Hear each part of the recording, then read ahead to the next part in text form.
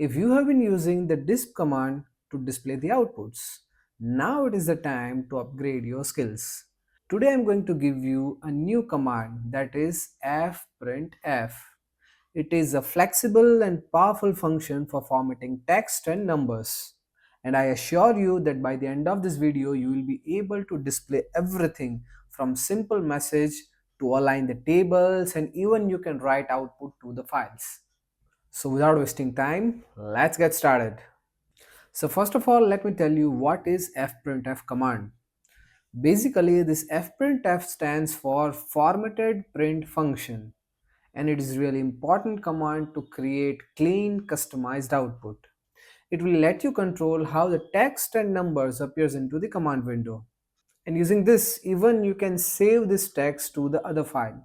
This is the syntax to write fprintf command. The syntax may look complex, but it is simple once you break it down. And we are going to understand this using varieties of example. So now let's have an example. So first of all, we'll start with printing a simple text. Hello MATLAB, right? So for that, first we'll write fprintf into the brackets. In single inverted comma, we'll write hello, comma, MATLAB. So this text will be presented in output as it is. Now here this tiny thing /n, the /n at the end of the line will move the next output to the new line. Without this /n, everything you are going to print will be on the same line. So first of all, let's run this much only. So this is the output of this simple line. Now I'm going to modify it a little bit. We'll write hello MATLAB, I am Ruduraj. And now let's run. So here is the result. Hello MATLAB, I am Ruduraj. Now what if I'll remove this n? Now let's run again. So hello MATLAB, I am Ruduraj. So this is the effect of /n, right? So now we'll move ahead. I'll create a new section. And now let's see, what if you want to format numbers in some precise manner, right? And for that, we are going to use some placeholders. So let me write command for that. Here it is. Let me make it a little bit bigger, right? So here this x and y is a predefined value, and here what I'm writing, fprintf into the bracket into inverted comma, the value of x is %d. Here this %d is just a placeholder for the decimal values. Here we are using this d because the value of x is in decimal, right? And then after we are writing, and the value of y is %.2f. Now this %f represents the placeholder for the floating point number, and with that we are adding some precision, and that precision is .2. That means we want to consider specifically two decimal places for that number after this point. So this is the value of x and y, and now when we run, you will be able to see the output here. Now let's run this section. The value of x is 42 and the value of y is 3.14. So instead of showing entire value, it just shows only two decimal after the point. Here the structure in the command is like this. Up to here it's clear to you that how the sequence flows. After that you place a comma and then specify the value, which value you want to place in place of d, and then the next is in place of y, and then in place of this f. This is really useful when we are going to do repetitive task. Now let's take another example. Now just imagine that you are running a loop and you want to display the results in every iteration. So in that case, this fprintf will be very much useful. Let us see an example. Here I am changing the value of I from 1 to 5, and what I am doing, fprintf iteration %d, and then I squared is %d/n. So in first percentage d, it will place the value of this I, and it will take the value of this I from here. And in second percentage d, it will place the value of I square. So here this d is just a placeholder, but it is a specific type placeholder. What type? D represents decimal, so it is specifically decimal placeholder. And now let's run this thing. So this is the result of this loop. Isn't it interesting? Right? This is really perfect for debugging or keeping track on our calculations. Now let's jump for the next example.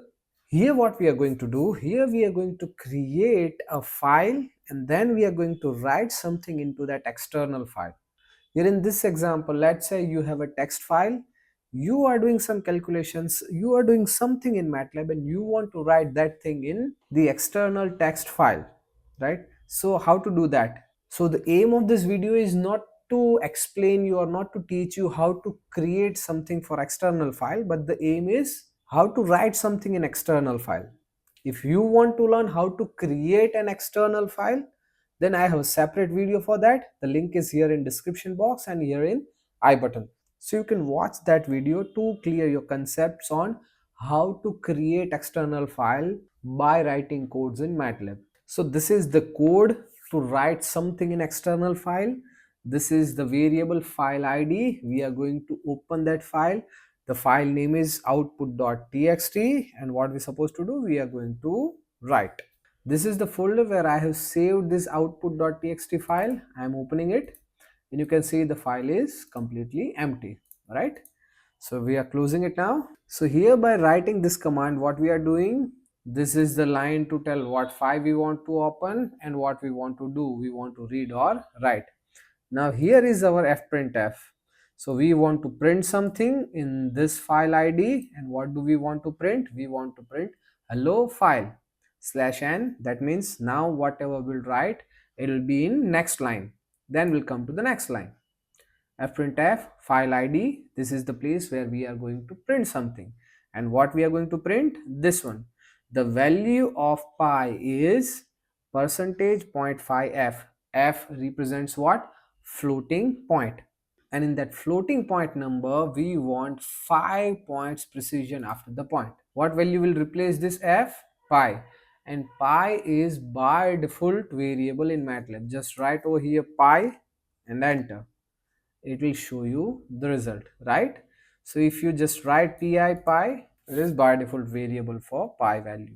And here we are going to close that file. So now we are going to execute this command. Let's run this thing. So we are here in this folder. We are going to open this text file, and there we go. Hello file, the value of pi is this. So this is how we can write something directly to the text file.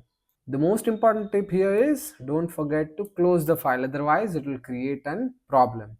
After this, we are going to explore another very interesting application of this fprintf.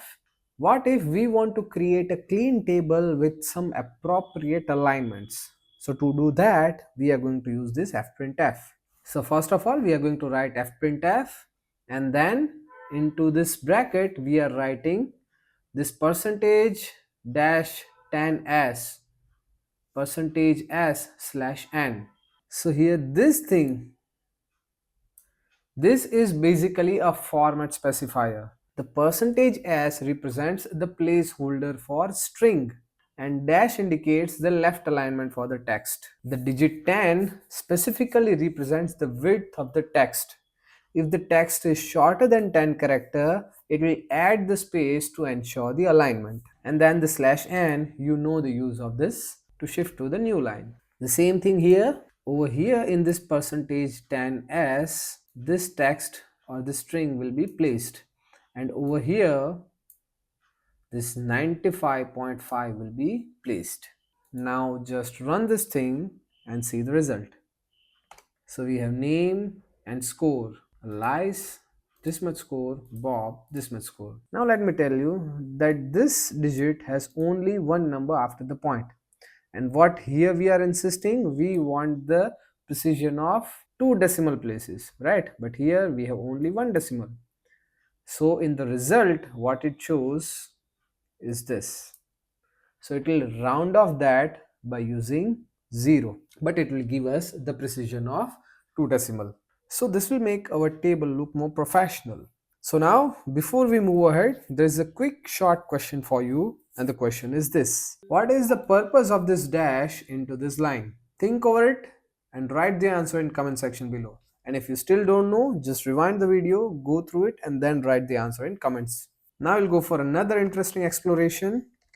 That is, suppose if you want to place some scientific value or some engineering value for the calculations, then how to use this fprintf?